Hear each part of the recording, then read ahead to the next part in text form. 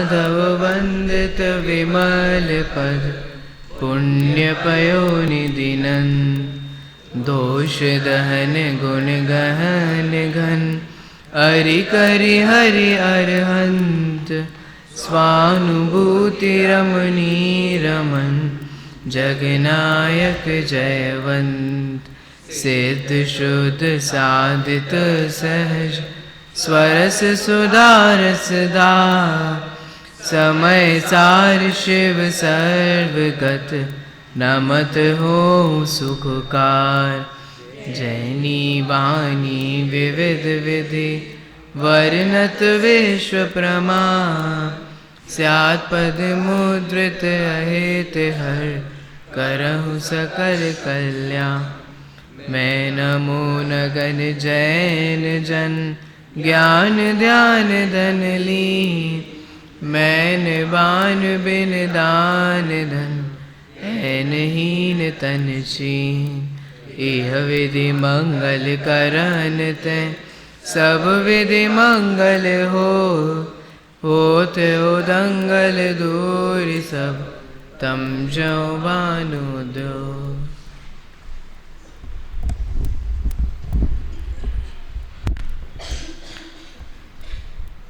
गुणस्थान विवेचन। गुणस्थान विवेचन में भी अपने यहाँ पर पहले अध्याय में सम्यक ज्ञान चंद्रिका की जो पीठिका है, जो प्रस्तावना है, उसके संदर्भ में अपनी यहाँ चर्चा चल रही है। कल हमने यहाँ पर, कल मतलब लास्ट जब हमारा क्लास थी तब हमने मंगलाचरण का अर्थ देखा था। आ जाओ पहले इकट्ठे सब आ ही जाओ।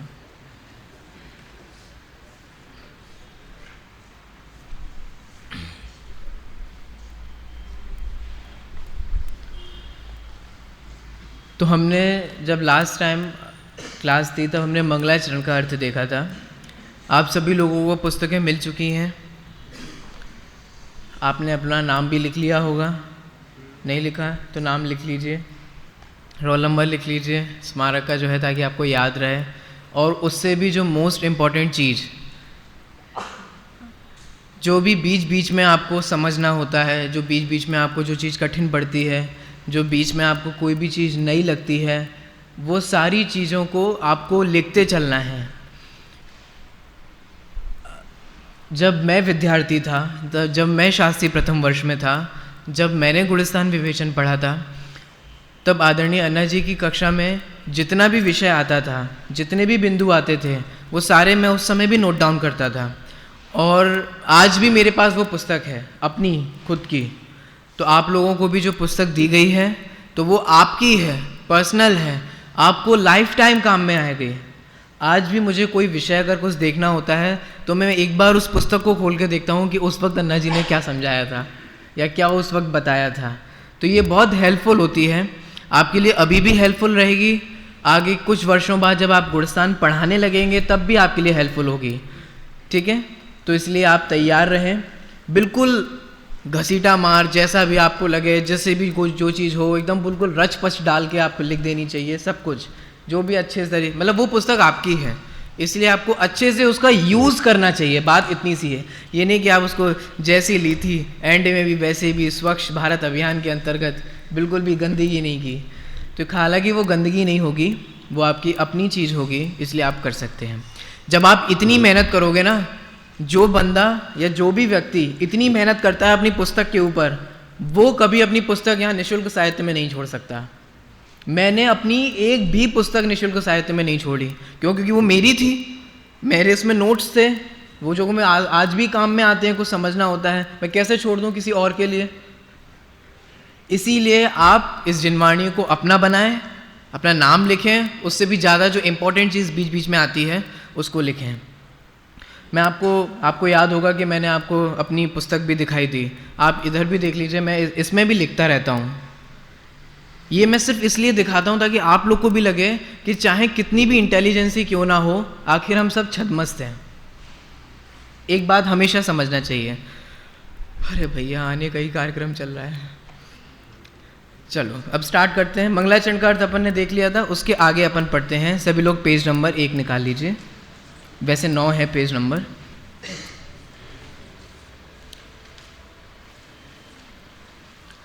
हमारी क्लास का नियम, यहाँ पर जो भी समझाया जाएगा वो तो आपको समझना है, और जो नहीं समझ में आता है वो भी आपको समझ के जाना है। ठीक है, क्लास का नियम समझ में आ गया? समझ में आता है वो तो अपन समझते हैं, लेकिन जो नहीं समझ में आता उसके लिए समझने का प्रयास नहीं करते हैं। तो आप लोग प्रश्न कर सकते हैं, बीच में नहीं तो बाद में कर सकते हैं, लेकिन जो समझ में नहीं आए वो निश्चित रूप से पूछ सकते हैं। अगर मुझे उत्तर बनेगा तो मैं उत्तर दूंगा, अगर मुझे उत्तर भी नहीं आता तो मैं पूछ कर उत्तर आपको दूंगा। चलिए अब पढ़ते हैं। सम्यक ज्ञान चंद्रिका की पीठिका का यह मंगलाचरण था। तो देखिए टोडामल जी अब आगे क्या लिखते हैं।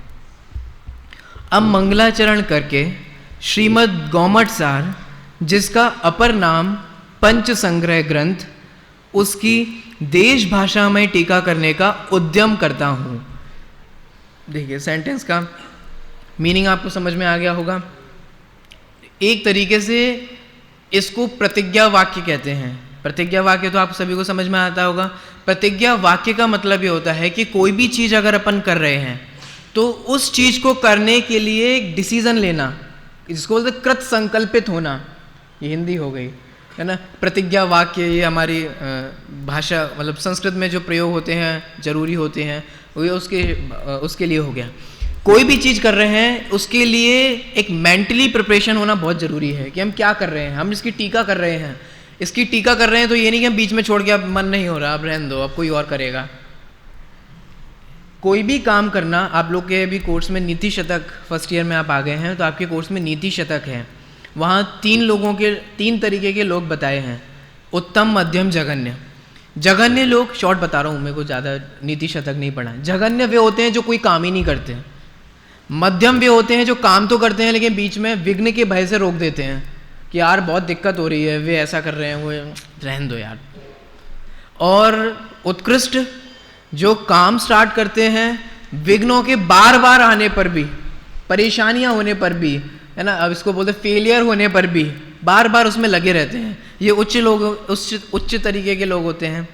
ऐसे ही कोई भी टीका की जा रही है, कोई भी ग्रंथ किया जा रहा है तो उसका प्रतिज्ञा वाक्य कहने का तात्पर्य यही होता है कि एकदम मेंटली प्रिपेयर हो जाना कि मुझे इस ग्रंथ की मतलब बीच में नहीं छोड़ के भग जाना है कि अब रहने दो। इसीलिए यहाँ टोडामल जी कह रहे हैं कि मंगलाचरण करने के बाद किसकी टीका लिख रहे हैं? किसकी टीका लिख रहे हैं? गौमठ सार, जिसका दूसरा नाम क्या है? अपर नाम मतलब दूसरा नाम। जैसे आप लोगों के भी दूसरे नाम होते होंगे, घर वाला अलग, स्कूल वाला अलग। जब छोटे थे तब तो ये बहुत चलता था कि नहीं ये तो हमारा घर का नाम है, नहीं ये तो हमारा स्कूल वाला नाम है। तो ऐसे ही गौमठ सार, जिसका दूसरा नाम क्या है? पंच संग्रह। पंच संग्रह जिसका दूसरा नाम क्या है? गौमठ सार। गौमठ सार और पंच संग्रह ये दो ग्रंथ हैं, ये एक ही ग्रंथ के दो नाम हैं। तो इसकी टीका करने के लिए टोडामल जी क्या कर रहे हैं? उद्यम कर रहे हैं, मतलब ऊधम कर रहे हैं। उद्यम का मतलब ऊधम नहीं, उद्यम का मतलब प्रयास कर रहे हैं। प्रयास का मतलब है कि अब वो स्टार्ट कर रहे हैं। तो देखिए एक चीज़ आप लोग ध्यान देंगे, हालांकि मैं पढ़ के आगे भी बढ़ सकता हूँ, लेकिन एक चीज़ समझिए। गौमठ सार के लिए यहाँ क्या लिखा है आगे जरा देखना, क्या लिखा है गौमठ सार से पहले? क्यों मयंक, आपके पापा का नाम क्या है? अच्छा, आपके पापा का नाम क्या है? आप लोग अपने पापा या मम्मी का नाम लेने से पहले श्री और श्रीमती लगाते हैं ना, मिस्टर एंड मिसेस लगाते हैं ना। क्यों लगाते हैं?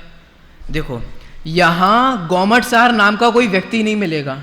हालांकि वो गौमठ नाम का व्यक्ति था जिसके लिए वो गौमठ सार लिखा गया था, लेकिन गौमठ सार नाम का व्यक्ति कोई नहीं है, वो तो ग्रंथ है। तो उसके लिए श्री देखो श्री का मतलब क्या होता है आप लोग जानते भी होंगे। जैसे अपन अपने पापा के लिए, डैडी के लिए श्री लगाते हैं, शोभा से युक्त। श्री का मतलब होता है लक्ष्मी। ठीक है, आप लोग जैन धर्म में भी पढ़ते होंगे। श्री का मतलब होता है लक्ष्मी, मतलब हमारे पापा जो हैं उनके पास पैसा है, आप लोग चिंता मत करना, इसलिए हमारे पापा का नाम श्री डैश डैश डैश है। और किस लिए? सम्मान के लिए। अगर कोई भी व्यक्ति अगर अपने पापा का नाम से पहले अगर श्री नहीं लगाता है तो हम ये समझा जाता है कि इसको मैनर्स नहीं है, इसमें सभ्यता नहीं है। सभ्यता के लिए, सम्मान के लिए, पूज्यता के लिए कि वे हमसे बड़े हैं, इसके लिए अपन ये श्री का प्रयोग करते हैं ना। लेकिन यहाँ पर टोडरमल जी की दृष्टि में गौमट सार के प्रति कितना सम्मान था, ये आपको देखना हो तो कैसे देख सकते हो, कैसे समझ में आता है? श्रीमद। हालांकि गौमट सार नाम के कोई व्यक्ति और आचार्य हुए ही नहीं। अगर आचार्य के लिए अगर अपन, कई तो आप लोगों में से ऐसे भी होंगे जो आचार्यों का नाम ही ऐसे ही बोल देते होंगे, कुंद कुंद ने ये कहा है। क्यों? तुम्हारे फ्रेंड थे, क्लासमेट हैं। लेकिन श्रीमद कुंद कुंद आचार्य देव ने ये कहा है, तो ये क्या हो गया? ये सम्मानजनक बात हो गई। ग्रंथ के लिए श्रीमद शब्द का प्रयोग करना टोडरमल जी की दृष्टि में जिनवाणी के प्रति बहुमान को दिखाता है। बस इतनी सी बात मुझे बतानी थी। ग्रंथों के लिए भी श्रीमद, किसके लिए? पूज्यता के लिए और सम्मान के लिए उन्होंने ये प्रयोग किया। चलिए आगे बढ़ते हैं। उसकी देश भाषा में टीका। देश भाषा समझते हैं आप? देश भाषा का मतलब ये होता है कि जो सभी को, देशवासियों को जिसमें समझ में आए, वह कहलाती है देश भाषा। जैसे पहले के ज़माने में जब प्राकृत में बातें होती थी तो ग्रंथ प्राकृत में लिखे गए, फिर जब संस्कृत का प्रचलन हुआ तो ग्रंथ संस्कृत में लिखे गए, जब हिंदी का प्रचलन बढ़ा तो अब हिंदी में लिखे जा रहे हैं, धीरे धीरे जब इंग्लिश का प्रचलन हो जाएगा तो वही ग्रंथ इंग्लिश में ट्रांसलेटेड होंगे या इंग्लिश में लिखे जाएंगे। तो ये सहज नियम है। जो भाषा चल रही है, अगर सभी तक हमें वो बात पहुंचानी है तो हमें उस भाषा का सहारा लेना पड़ेगा जिससे हम अपनी बात सभी तक पहुंचा सकें। तो टोडरमल जी जो गौमट सार की लिखी हुई बातें हैं वो किन किन को पहुंचाना चाहते हैं? सभी लोगों को। इसीलिए जो गौमट सार प्राकृत में लिखा है उसकी वे हिंदी में टीका, या उस समय की प्रचलित भाषा ढूंढारी, तो वे ढूंढारी में उसकी, ये उसकी देश भाषा थी, उस समय की भाषा थी, तो ढूंढारी में उसकी वे टीका लिखते हैं। आगे क्या कहते हैं टोडरमल जी? देखिए, यह ग्रंथ समुद्र तो ऐसा है जिसमें सातिशय बुद्धि बलयुक्त जीवों का भी प्रवेश होना दुर्लभ है, और मैं मंद बुद्धि अर्थ प्रकाशने रूप इसकी टीका करने का विचार कर रहा हूं। देखिए, एक सेंटेंस में ये पूरी बात आ गई। ग्रंथ तो कैसा है? ग्रंथ समुद्र। समुद्र शब्द पहले भी आया था। कहाँ आया था? पुण्य पयो निधि नंद, है ना। नंद का अर्थ अर्थात आनंद। पीछे बाद में सम्मेद पूछा था कि भाई साहब नंद का अर्थ रह गया था। नंद का अर्थ होता है आनंद, कि वे आनंद से युक्त भी हैं। तो ऐसे ही यहाँ कहा जा रहा है कि जो ग्रंथ रूपी समुद्र है, ग्रंथ रूपी नदी नहीं। अब देखो, ये भी एक कारण है। ग्रंथ रूपी बाल्टी का पानी नहीं, मग्गे का पानी नहीं, ग्रंथ रूपी समुद्र क्यों कह रहे हैं? क्योंकि समुद्र में तैर पाना मुश्किल होता है। और अगर मैं भक्तामर की भाषा में कहूं, कोवा तरी तुमल मम्मू निधिम भुजाभ्याम, कौन होगा जो अपनी दोनों भुजाओं से समुद्र को पार कर सकेगा? इसीलिए टोडरमल जी कह रहे हैं ये ग्रंथ तो समुद्र की तरह है। हालांकि मैंने इसको पार करने की मतलब देश भाषा टीका लिखने का उद्यम तो किया है, लेकिन क्या हालत है? देखिए, यह ग्रंथ समुद्र तो ऐसा है जिसमें सातिशय बुद्धि और बल। सातिशय बुद्धि का मतलब होता है इंटेलिजेंट से भी इंटेलिजेंट, बुद्धिमान से भी बुद्धिमान। आप लोग लेट कैसे हो गए? तो आप लोग इनके साथ भोजन नहीं करते? कल से जल्दी कर लेना। तो देखिए, सातिशय बुद्धि और बलयुक्त जीवों का भी प्रवेश होना दुर्लभ है। मतलब ये जो गौमट साहब नाम का ग्रंथ है, ये इंटेलिजेंट से इंटेलिजेंट लोगों को भी समझ में नहीं आता, ऐसा यहाँ कह रहे हैं। क्यों साहब? अगर आपको इसका नमूना देखना हो ना, तो जितने भी दुनिया में ये जो इंटेलिजेंट लोग हैं, इंटेलिजेंट लोग मतलब जैसे भी आप ये CA IAS, ये जो IAS वगैरह करने वाले हैं, आप इनको गौमट साहब गिफ्ट में दो कि आप पढ़ना है इसको, बताना कुछ समझ में आया। हालांकि बहुत बुद्धि है, पूरा याद है, कितनी सारी चीज़ें उस ये इस सन में इस बार का पार्लियामेंट में ये हुआ था, फिर ये हुआ था, इस सन में ऐसा हुआ था, ये सारी कोडिंग डी कोडिंग ये सारी चीज़ें आती हैं। लेकिन ये यहाँ कहा जा रहा है कि वास्तव में जो गोमटसार ग्रंथ है उसकी वास्तविक स्थिति तो ये है कि बुद्धि से भी, मतलब जो इंटेलिजेंट लोग भी हैं वो भी उनके ऊपर से थोड़ा सा चला जाता है। फिर भी क्या कह रहे हैं, और मैं मंद बुद्धि, किसके लिए बोल रहे हैं? मैं बोल रहा हूं अपने लिए। यहां कौन कह रहा है? हालांकि मैं तो हूं ही मंद बुद्धि, लेकिन यहां कौन कह रहा है? यहां तो टोडामल जी कह रहे हैं। वे टोडामल जी कह रहे हैं जिनके नाम से ये महाविद्यालय चलता है, और वे अपने आप को क्या कह रहे हैं? मैं तो बहुत इंटेलिजेंट, मैं तो, अब सोचो, ज्ञान का इतना उगाड़, ज्ञान का इतना क्षयोपशम, उपयोग की इतनी निर्मलता कि कर्णानियोग जैसे ग्रंथ की टीका कर रहे हैं और अपने लिए क्या कह रहे हैं? Very intelligent. कम बुद्धि नहीं, मंद बुद्धि। कम में तो हो सकता है कि कंपैरेटिवली कम हो, लेकिन मंद में तो, सुनो, टोडामल जी अपने आप को मंद बुद्धि कह रहे हैं, लेकिन आप उनको मंद बुद्धि समझने का भ्रम मत कर लेना। आप कहो अच्छा टोडामल जी वे ही ना जो अपने आप को मंद बुद्धि बोल रहे हैं, हाँ उनके ग्रंथ नहीं पढ़ने चाहिए। लोगों को क्या गलती हुई कि टोडामल जी ग्रंथ लिखते वक्त अपनी लघुता प्रदर्शित कर रहे हैं, और लघुता प्रदर्शित करते वक्त उन्होंने लिखा कि मैं तो मंद बुद्धि हूं।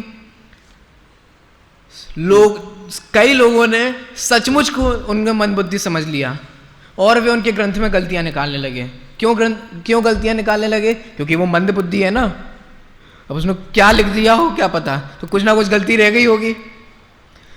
अब सुनो, टोडामल जी तो अपने आप को यहाँ मंद बुद्धि, अपनी लघुता प्रदर्शित करने के लिए कह रहे हैं, लेकिन अगर हमने उनको मंद बुद्धि समझ लिया तो आप कौन सी बुद्धि हो?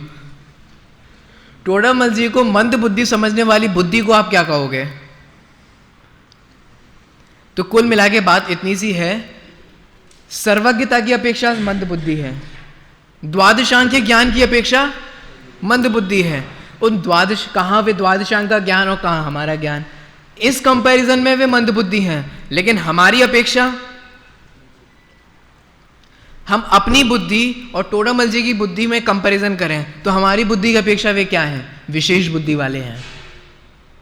ठीक है, तो अपनी लघुता प्रदर्शित करने के लिए अगर कोई ज्ञानी जीव भी अपने आप को कम कहता है, नहीं कुछ नहीं ऐसा, तो कुछ, तो ऐसा मत समझना कि वो सच में टपोलू है।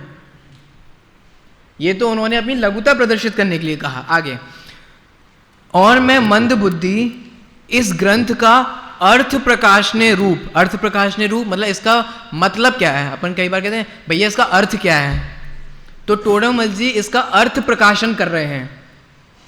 गोमटसार में जो अर्थ है, गोमटसार में कहने का तात्पर्य है, उसका अर्थ प्रकाशने रूप इसकी टीका करने का विचार कर रहा हूं। मैं टीका नहीं कर रहा हूं, मैं तो विचार कर रहा हूं, क्योंकि वास्तव में टीका का होना ना होना भवितव्य आधीन है, लेकिन अपने आधीन तो मात्र विकल्प करना है। आगे बढ़ते हैं। अब कैसा है ये विचार? यह विचार तो ऐसा हुआ जैसे कोई अपने मुख से जिनेंद्र देव के सर्व गुणों का वर्णन करना चाहे, किंतु वह कैसे बने। अभी आप लोग आदरणीय भाई साहब के माध्यम से सिद्ध चक्र विधान का भी लाभ ले रहे हैं। सिद्ध चक्र अर्थात सिद्ध परमेष्ठियों के समूह का गुणगान चल रहा है। क्या सिद्ध परमेष्ठियों के गुणों का वर्णन किया जा सकता है? संभव है। एक जगह संतलाल कवि ने यह लिखा कि मैं सिद्ध परमेष्ठि के गुणों का वर्णन कैसे कर सकता हूं? क्यों? क्योंकि सिद्ध परमेष्ठि के गुण कितने हैं? अनंत। और मेरी जीव बराबर का मुकाबला तो होना चाहिए ना, कम से कम। गुण तो अनंत और जीव एक। अनंत गुणों को एक जीव कैसे कहे? अच्छा, तो फिर वो बहुत सारी, कल प्रवचन में भी आया था, बहुत सारे वो सर्प वाला न शेष नाग जिसकी बहुत सारा, वो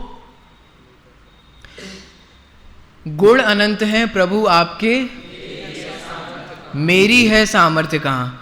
भगवान आपके तो अनंत गुण हैं, लेकिन मेरी ये सामर्थ्य, तो क्या करें, आप तो सहस्त्र नाम से काम चलाओ, सहस्त्र नाम से अर्चन करके अर्घ्य चढ़ाऊं। अनंत गुणों को कहना समर्थ नहीं है, तो हमने 1008 से ही काम चला लो। क्या करें साहब, कहने के लिए संभव नहीं है। जिस प्रकार से अरहंत अथवा सिद्ध परमेष्ठी के समस्त गुणों का वर्णन कर पाना शक्य है या नहीं, शक्य है या नहीं, नहीं कहा जा सकता ना। ऐसे ही किसी भी ग्रंथ का यथार्थ अर्थ कह पाना संभव नहीं है। तो ठीक है, तो टोडामल जी के पास अपन जाएं तो काय लिख रहे हैं, फिर मत लिखो जब आप उसका पूरा अर्थ नहीं बता सकते। अच्छा, जिस प्रकार से जिनेंद्र भगवान के सभी गुणों का वर्णन कर पाना शक्य नहीं है, तो फिर भी भक्ति करते हैं कि नहीं करते हैं, बोलो। अनंत गुणों का वर्णन कर पाना शक्य नहीं है, लेकिन फिर भी यही सोच के कि अब अनंत गुण हैं, अनंत गुण तो कहे नहीं जा सकते, चलो रहने दो यार, भगवान की भक्ति भक्ति रहने दो, अब अनंत गुण है कह ही नहीं सकते। अनंत गुण है और अनंत गुण कहे नहीं जा सकते, फिर भी भक्त भक्ति के वश होकर भगवान का गुणगान करता है। ऐसे ही टोडामल जी यहां पर कह रहे हैं कि टीका में तो मैं लिख रहा हूं, यथार्थ अर्थ पता नहीं प्रकाशन कर पाऊं कि नहीं कर पाऊं, और नहीं कर पाऊंगा वो तो अपनी तरफ से कह रहे हैं, लेकिन फिर भी मुझे तो ऐसा टीका करने का यहां पर भाव आ रहा है। तो टीका करने का भाव तो कैसा है कि अरहंत परमेष्ठी के संपूर्ण गुणों का वर्णन करने की चेष्टा। आप लोग भक्तामर पढ़कर आए हैं, कोई छंद याद आता है? ये भगवान आपके अनंत गुण हैं, गुण रूपी समुद्र कैसे कहें?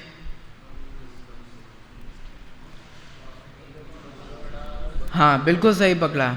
वक्तुम गुणान गुण समुद्र शशांक कांतान कस्ते क्षमा सुर गुरु प्रतिमोपि बुद्ध्या कल्पांत काल पवनोधत नक्र चक्रम को वातरी तुमलमंबुनिधिम।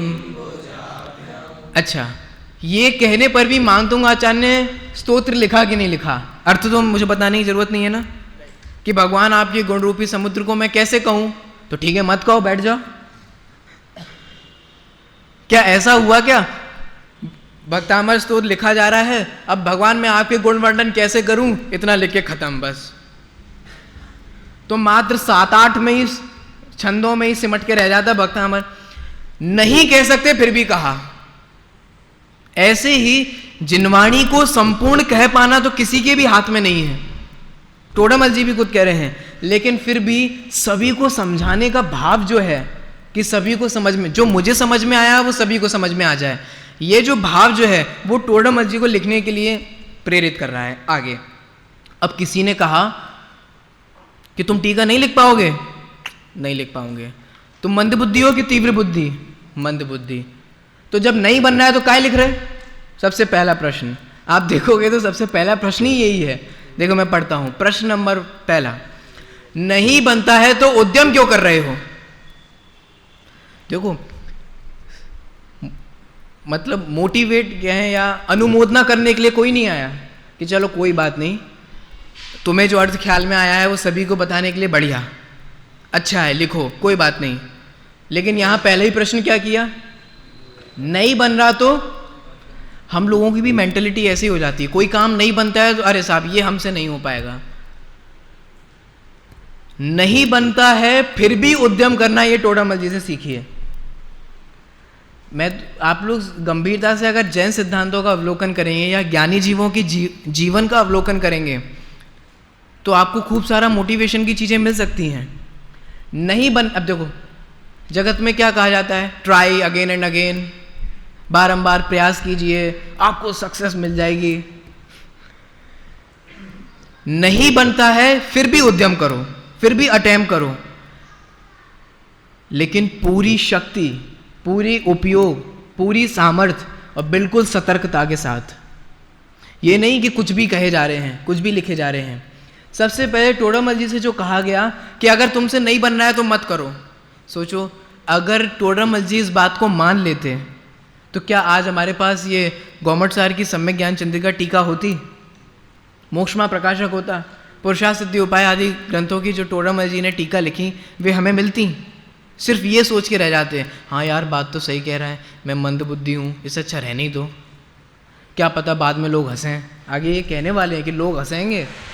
देखो तो सबसे पहले क्या कहते हैं टोडरमल जी, जैसे जिनेंद्र देव के सर्व गुणों का वर्णन करने की सामर्थ्य नहीं है, फिर भी भक्त पुरुष भक्ति के वश होकर अपनी बुद्धि के अनुसार गुण वर्णन करता है। किसका? अभी मैंने आपको मांगतुंग आचार्य का उदाहरण दिया। मांगतुंग आचार्य भी यही कह रहे थे ना कि मैं भगवान आपके गुणों का वर्णन नहीं कर सकता, फिर भी किया कि नहीं किया? किया। किसके वश होकर? भक्ति के। ये स्वयं उन्होंने लिखा कि हे भगवान आपकी भक्ति मुझे वाचाल कर रही है। वाचाल कर रही है मतलब मानो आपकी भक्ति मेरे अंदर में इतनी इतनी उछल पुछल मचा रही है कि जबरदस्ती मेरी जीभ हिल रही है। अब क्या करें, जबरदस्ती मतलब ऐसे फोर्सफुली मेरे से वो लिखवा रही है। किसकी? क्या चीज? भगवान की भक्ति। तो यहां ये कहा जा रहा है जिसके प्रति जिसको भक्ति होती है कितना भी रोका जाए रोकता है, आपको कितना भी रोकने का प्रयास किया जाए, है ना। मान लीजिए कि हाँ बगल के ही एसएमएस स्टेडियम में विराट कोहली आ जाए और विराट कोहली का आप में से कोई डाई हार्ट फैन हो और आपको कितना रोकने का प्रयास किया जाए, नहीं साहब कुछ भी हो जाए, विराट कोहली को नहीं देखा तो जीवन की सफलता क्या है। और फिर जब विराट कोहली को देख लिया, हाँ सफल जन्म मेरा हुआ प्रभु दर्शन से आज।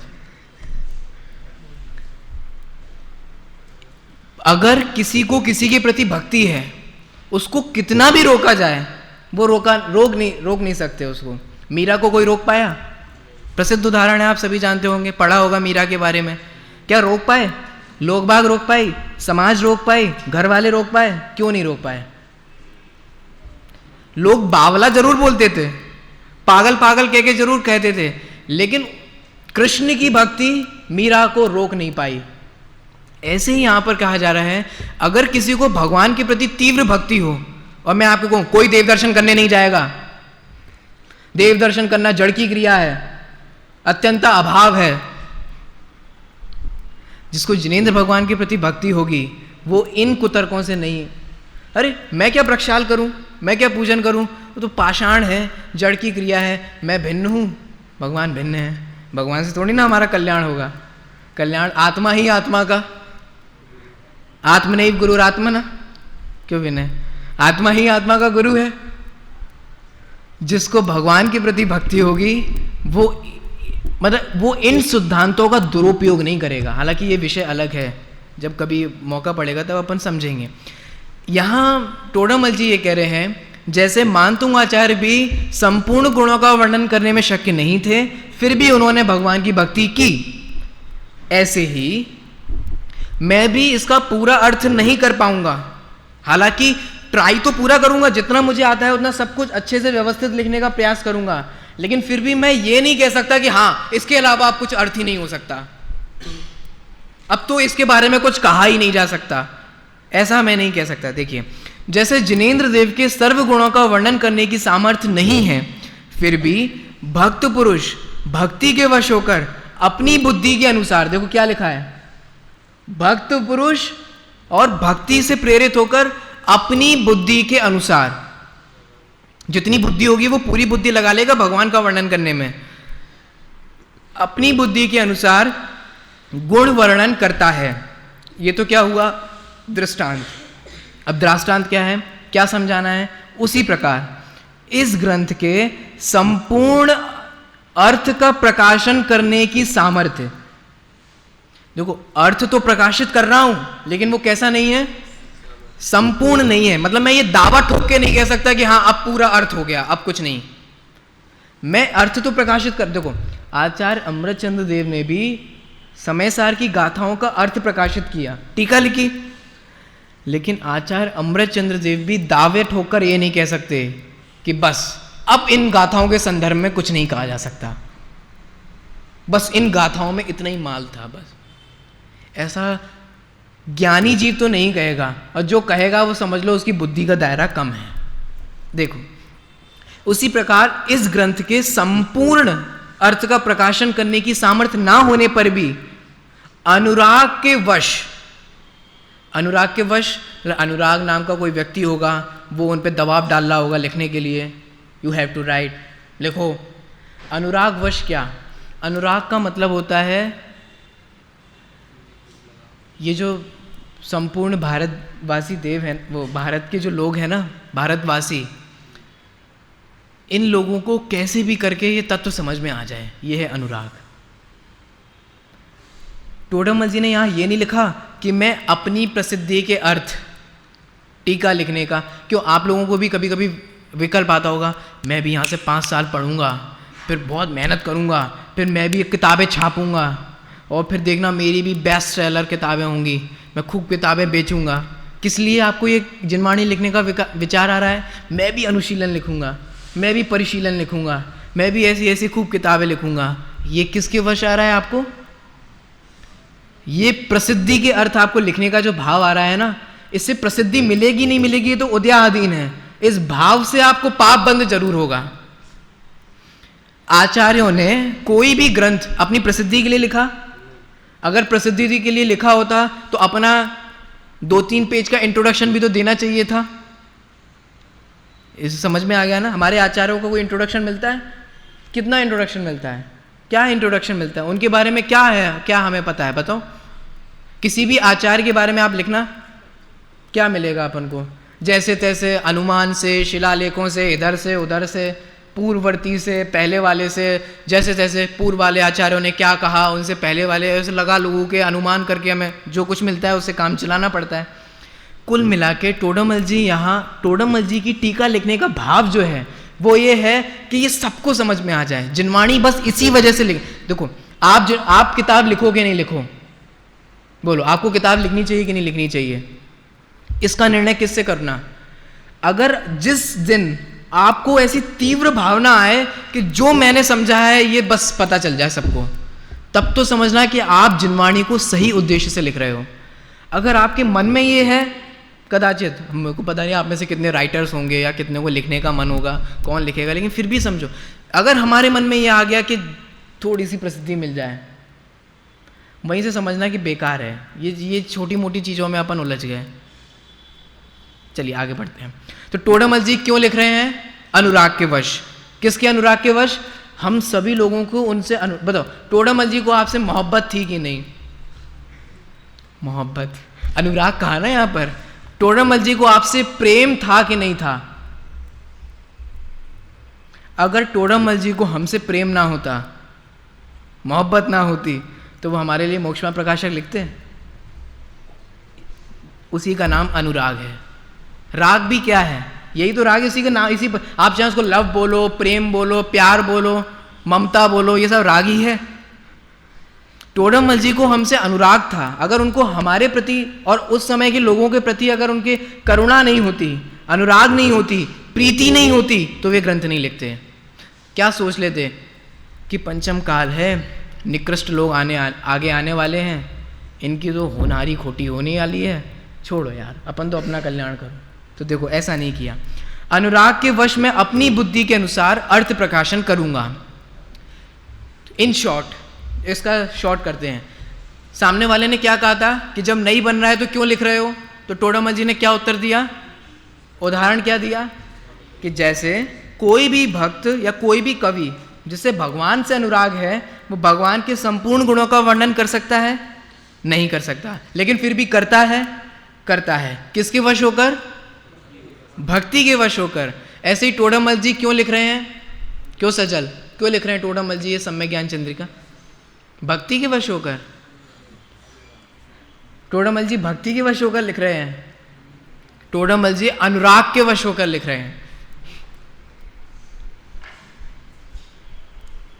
अब सामने वाला कहता है, उसने अनुराग वाला, टोडरमल जी ने कहा ना मैं अनुराग के वश होकर लिख रहा हूं, सामने वाले ने ये अनुराग वाली पॉइंट पकड़ लिया। अब वो कहता है अगर तुम्हें अनुराग है, जिनवाणी से अनुराग है, जिनवाणी से प्रीति है, तो तुम जिनवाणी का अध्ययन करो बस, क्यों फालतू में ये टीका लिखने का उद्यम कर रहे हो। नेक्स्ट क्वेश्चन देखिए, यदि अनुराग है तो अपनी बुद्धि अनुसार ग्रंथ अभ्यास करो। अगर तुम्हें जिनवाणी अच्छी लगती है, देखो टोडरमल जी ने कहा कि मुझे तो जिनवाणी अच्छी लगती है, मुझे जिनवाणी जन जन तक पहुंचाना है। सामने वाला कहता है कि अगर तुम्हें जिनवाणी से अनुराग है तो तुम पढ़ो बस, ग्रंथ अभ्यास करो, काहे के लिए टीका लिख रहे। देखो, यदि अनुराग है तो अपनी बुद्धि अनुसार ग्रंथ अभ्यास करो, किंतु मंद बुद्धि वालों को तो टीका करने का अधिकारी होना उचित नहीं है। तुम तो मंद बुद्धि हो ना, टोडरमल जी ने भी कहा था ना कि मैं तो मंद बुद्धि हूं, तो तुम जैसे मंद बुद्धियों को तो टीका नहीं लिखना चाहिए। अब देखो, सामने वाले की गलती समझ में आ रही है आपको। टोडरमल जी ने तो अपने आप की लघुता प्रदर्शित करने के लिए मंद बुद्धि कहा, और सामने वाले ने क्या किया? सामने वाले ने सच में ही टोडरमल जी को क्या मान लिया? लकीर के फकीर। अच्छा, हमने क्या गलत माना? वे खुद ही तो कह रहे हैं अपने आप को। बोलो, कह रहे हैं कि नहीं कह रहे हैं? देखो ये लिखा है कि मैं मंद बुद्धि, अब पता है इसका अर्थ है। देखो, ये शब्दार्थ कुछ और है और इसका भावार्थ कुछ और है। इसमें अंदर में जो घुसा हुआ माल जो है वो कुछ और है, कहा तो कुछ और जा रहा है लेकिन उसका भाव कुछ और है। अब देखो, लकीर का फकीर बन गया, और ये जो प्रश्न करने वाले तो वास्तव में ही टोडरमल जी खुद हैं। आप ऐसा ना समझो कि कोई ऐसे वाद विवाद चल रहा होगा कि टोडरमल जी यहाँ होंगे और कोई उन पर क्वेश्चन कर रहा होगा। स्वयं टोडरमल जी प्रश्न कर रहे हैं और स्वयं ही वे उसका उत्तर दे रहे हैं। आगे उत्तर यहाँ पे दिया जा रहा है क्लास का। पहले इसको समझें, उससे पहले मैं आपको समझा देता हूँ, क्योंकि जब अपन पढ़ें तो फिर अपन को इजीली समझ में आ जाए। टोडरमल जी यहाँ पर ये कहने वाले हैं कि जैसे कोई एक क्लास होती है, ठीक है, उस क्लास में सभी विद्यार्थी होते हैं। सभी विद्यार्थी एक जैसे नहीं होते। किसी को एक बार में याद होता है, किसी को 2 बार में याद होता है, किसी को 3 बार में याद होता है, या इसको छोड़ के किसी को जल्दी समझ में आता है, किसी को बाद में समझ में आता है। ऐसा सब कुछ अंतर होता है। टोडरमल जी यहाँ पर ये कह रहे हैं कि जैसे कोई एक क्लास है और उस क्लास में विशेष ज्ञान वाले गुरु ना हो, कोई भी विशेष ज्ञान वाले गुरु ना हो, तो उन क्लास में से जो उन्हीं लोगों में से जो विशेष बुद्धि वाला होता है, वो जैसे अपन क्या कहते हैं मॉनिटर, जो विशेष बुद्धि वाला होता है वो कदाचित क्लास को क्या करता है, फिर आके संभालता है, लीड करता है जब तक टीचर नहीं आ जाते। कदाचित ये भी कहता है कि कल का आप लोगों ने होमवर्क किया कि नहीं किया, सभी लोग अपना होमवर्क निकाल लीजिए। सब होमवर्क भी चेक कर सकता है, आपको पढ़ने के लिए भी बोल सकता है। ये सारी चीज़ें करने का वो अधिकारी होता है ना। ऐसे ही यहाँ टोडरमल जी कह रहे हैं वो अच्छा इसको रुकिए, वो अधिकारी क्यों होता है?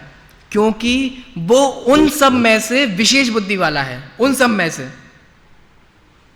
ऐसे ही टोडरमल जी कह रहे हैं यद्यपि मैं भी मंद बुद्धि हूं और दुनिया में जितने लोग हैं वे भी मंद बुद्धि हैं, लेकिन कंपैरेटिवली उन मंद बुद्धियों में से वास्तव में वे स्वयं कैसे हैं? वे विशेष बुद्धि वाले हैं, इसीलिए उनको हक है टीका लिखने का। देखो पढ़ते हैं, जैसे किसी पाठशाला में बहुत बालक पढ़ते हैं, उनमें कोई बालक विशेष ज्ञान रहित है फिर भी अन्य बालकों से अधिक पढ़ा है। आप लोगों में से कई बार ऐसा होता होगा, आपकी क्लास में ही क्लास ख़त्म हो जाने के बाद रूम पे क्लासेस लगती होंगी, कदाचित कोई पढ़ाता होगा। हमने तो खूब किया है, कॉलेज में पढ़ के आते थे, फिर जब एग्ज़ाम आता था तो अपनी क्लास वालों को पढ़ाते थे, क्लास वाले कोई ना कोई समझने आता था। तो पढ़ाने का अधिकार किसे हुआ? वास्तव में तो वे भी क्लासमेट हैं, मैं भी क्लासमेट हूँ, एक ही क्लास में पढ़ते हैं। लेकिन यहाँ क्या कह रहे हैं? अन्य बालक तो विशेष ज्ञान रहित हैं फिर भी अन्य बालकों से अधिक पढ़ा है। आप में से भी कोई एक दूसरे को पढ़ाता होगा, कदाचित कोई एक चीज़ समझ में नहीं आए तो कोई समझा देता होगा। आप में से भी कई बार होता होगा कि यार मुझे ये समझा दो, ये समझ में नहीं आया। अब वो कहे कि नहीं नहीं समझाना तो गुरु का अधिकार होता है, मैं कैसे समझाऊं, मैं तो बहुत मंदबुद्धि वाला हूँ। हाँ हाँ तुम मंद बुद्धि वाले हो, हम जानते हैं, लेकिन फिर भी तुम हमसे ज़्यादा बुद्धि वाले हो, इसलिए मैं समझा दूँ। देखो, फिर भी अन्य बालकों से अधिक पढ़ा है, तो वह अपने से अल्प पढ़ने वाले बालकों को अपने समान ज्ञान होने के लिए कुछ लिख देने आदि के कार्य का अधिकारी होता है। उसी प्रकार मुझे विशेष ज्ञान नहीं है। कौन कह रहा है ये बात? मुझे विशेष ज्ञान नहीं है, फिर भी काल दोष से मुझसे भी मंद बुद्धि वाले हैं। बात तो ये है, मुझे तो अपना कोई विशेष ज्ञान नहीं लगता, लेकिन जब हम दृष्टि घुमाकर देखते हैं तो ये तो लगता है कि तो हमसे भी ज़्यादा गहरे गड्ढे में है। देखिए फिर से पढ़ता हूँ मैं।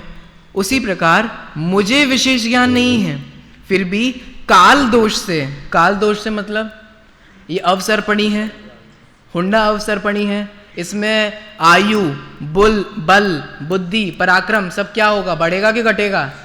सब घटता चला जाएगा। इसका मतलब पहले के कंपैरिजन में अभी की बुद्धि हमारी कम होती चली जा रही है कि बढ़ती जा रही है? धीरे धीरे धीरे घटती चली जा रही है। तो टोडामल जी यहाँ यही कह रहे हैं, काल दोष से मुझसे भी मंद बुद्धि वाले हैं और आगे क्या है? होंगे। आप कैसे कह सकते हो होंगे? बोलो, कह सकते हैं कि नहीं कह सकते हैं? कैसे कह सकते हैं? अगर हम काल का स्वरूप समझेंगे, और काल में भी आप लोग जान, एक कल्प काल होता है, उसके 6 भेद होते हैं, है ना, ये परिवर्तन चलता रहता है। अभी अवसर्पणी का चल रहा है ना, फिर उत्सर्पणी का होता है। सब कुछ अवसर्पणी में कम होता चला जाता है, अवसर्पणी में बढ़ता चला जाता है। अभी अवसर्पणी चल रहा है तो सब कुछ क्या होता चला जाएगा? लोगों के धर्म की रुचि भी, बुद्धि भी, ताकत भी, पराक्रम भी, ये सब धीरे धीरे कम ही होता चला जाएगा। इसीलिए टोडामल जी कह रहे हैं अभी भी मुझसे भी मंद बुद्धि वाले हैं, और निश्चित रूप से आगे भी मुझसे ज़्यादा मंद बुद्धि वाले होंगे। तो देखिए, मुझसे भी मंद बुद्धि वाले हैं और होंगे ही, उन्हीं के लिए मुझ समान इस ग्रंथ का ज्ञान होने के लिए टीका करने का अधिकारी हुआ हूं। तो टोडामल जी क्यों टीका लिख रहे हैं? टोडामल जी इसलिए टीका लिख रहे हैं क्योंकि काल दोष से जो वर्तमान में मंद बुद्धि वाले हैं और आगे जो मंद बुद्धि वाले होंगे, उनको भी उनके जैसा ज्ञान हो जाए। बस उनके जैसा मतलब क्या? जो बात टोडामल जी को समझ में आई, वो बात हम सभी को समझ में आ जाए। इसका सबसे अच्छा उपाय क्या है? उस समय प्रवचन तो रिकॉर्ड होते नहीं थे कि टोडामल जी कहें कि मेरे प्रवचन रिकॉर्ड कर लेना और पहुंचाना सबको। तो इसलिए सबसे अच्छा उपाय क्या था? लिख के सुरक्षित करना। जो मुझे, अब देखो, टोडामल जी अगर मोक्ष मार्ग प्रकाशक नहीं करते, नहीं लिखते, सोचो इतनी अच्छी अच्छी बातें, या इतनी तात्विक और इतनी मतलब निश्चयाभासी, व्यवहाराभासी जैसे इतने सूक्ष्म सूक्ष्म विषय हमें समझ में आ पाते। लेकिन टोडामल जी ये चाहते थे कि जो मुझे समझ में आया वही सबको समझ में आ जाए, इसीलिए उन्होंने ग्रंथ लिखने का उपाय किया। चलिए, अभी तो अपना यहाँ पर समय हो गया। तो हमने 2 प्रश्न देखे आज, हमारे 2 प्रश्न हुए। सबसे पहला प्रश्न क्या था? देखो, टोडामल जी तो कहते हैं कि मैं मंगलाचरण लिख रहा हूँ और मैं इसकी टीका लिख रहा हूँ, और मैं कैसा हूँ? मैं मंद बुद्धि वाला हूँ। अपनी लघुता प्रदर्शित की। तो सामने वाला कह रहा है कि भैया अगर तुम पे नहीं आता है तो मत करो, रहम करो, अगर तुमसे नहीं बन रहा है तो मत करो। तो टोडामल जी ने क्या कहा? टोडामल जी ने कहा कि सुनो, मैं यहाँ पर अपनी प्रसिद्धि के लिए नहीं कर रहा हूँ कि लोग मुझे ऐसा जाने कि इतिहास में एक टोडामल नाम का भी व्यक्ति हुआ था, इसलिए मैं नहीं लिख रहा हूँ। मैं तो सिर्फ इसलिए लिख रहा हूँ कि जो बात मुझे समझ में आई वो औरों को समझ में आ जाए। इस अनुराग के वश, इन शॉर्ट सिर्फ एक अनुराग के वश लिख रहा हूँ, खत्म। तो सामने वाले ने कहा कि अगर तुम्हें अनुराग है तो पढ़ो जिनवाणी, लिख क्यों रहे हो? कम इंटेलिजेंट वालों को, मंद बुद्धि वालों को टीका लिखने का कोई अधिकार नहीं है। क्यों? टीका लिखनी चाहिए नहीं लिखनी चाहिए, अधिकार कौन देता है? बोलो। दादा के आपने वो प्रवचन सुना होगा ना, देवशास्त्र गुरु पूजन अब नहीं लिखनी चाहिए। क्यों? क्योंकि अब तो बहुत हो गई है। क्यों? इसका अधिकार किसके पास है कि देवशास्त्र गुरु पूजन और लिखनी चाहिए कि नहीं लिखनी चाहिए? तो सामने वाला हमारे को बताएगा, ऐसे दादा बोलते हैं, वे हमें बताएंगे कि हमें देवशास्त्र गुरु पूजन लिखनी है कि नहीं लिखनी है, अब और लिखें कि नहीं लिखें, अरे पहले से ही बहुत हो गई। इसका कौन डिसीजन करता है कि अब नहीं लिखना चाहिए? कुछ नहीं, वे फालतू के जो 4-5 लोग होते हैं जिनके पास कोई काम, अब नहीं लिखना चाहिए, आपको आपने कैसे लिख लिया? ऐसे ही टोडरमल जी कह रहे हैं, भैया टीका लिखना हमारा जन्म सिद्ध अधिकार है ना, every citizen have right to right, मतलब सभी को लिखने का अधिकार है। और यहाँ तो मैं सिर्फ इस मान कषाय के अर्थ तो नहीं लिख रहा, किस लिए लिख रहा हूँ कि जैसी मेरी मंदबुद्धि है ऐसे मुझसे भी ज़्यादा और मंदबुद्धि हैं, तो उनको समझ में आ जाए, मेरी जैसी बात समझ आ जाए, इसलिए मैं टीका लिखने का अधिकारी यहाँ पर हुआ हूँ। अब सामने वाला पता है क्या कहेगा? सामने वाला कहेगा कि तुम तो मंदबुद्धि, जैसा तुमने अभी बताया, और तुम क्या कर रहे हो? टीका लिख रहे हो। गलती हो गई तो? क्योंकि तुम मंदबुद्धि हो ना, अभी तुमने बताया, और गलती हो गई तो एक बात समझना, कि जितने भी इंटेलिजेंट लोग हैं वे सब हंसेंगे तुम पे। हाँ, हमें नहीं पता, अब देख लो तुम, अगर तुम्हें हंसी का पात्र बनना हो तो खूब लिखो, हम तो तुम्हारे भलाई के लिए कह रहे हैं। तब देखो टोडरमल जी इसका क्या जवाब देंगे, क्या उत्तर देंगे, ये अपन कल की कक्षा में समझेंगे। ये टोडरमल जी स्वयं, हाँ हाँ, वे खुद ही लिख रहे हैं, वास्तव में तो कोई ऐसा नहीं है जो उनसे ये क्वेश्चन कर रहा हो।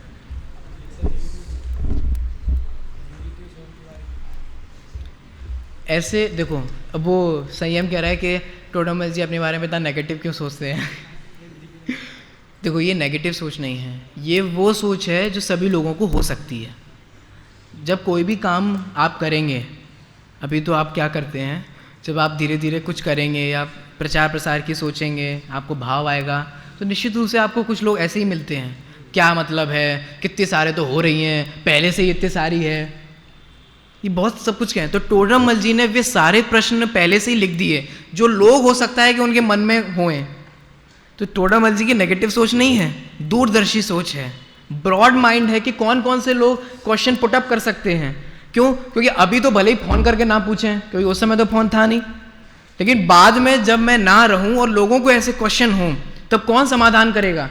तो इसीलिए पहले से जो जितने भी क्वेश्चन हो सकते थे वो उन्होंने यहाँ पर दिए। एक पेन दे दीजिए।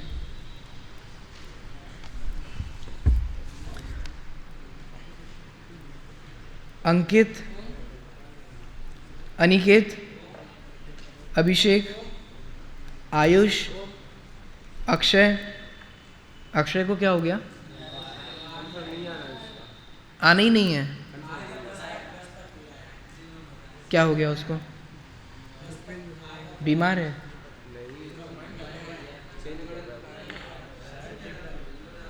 अरिहंत, ओम बोलो भाई। अभय, आकाश, आयुष, भूपेंद्र, चिराग, चेतन, प्रकाश, चैतन्य, चेतन, दीपम, दुर्लभ, हरीश, जगदीशन, मयंक, ममित, नयन, नितिन, निखिल, नमन, प्रजल, रविंद्र, समर्थ, सम्यक, सजल, संयम, साहिल, सचिन, सहज, सिद्धांत। सहज पुराना है। समेद, संयम, शैलेश,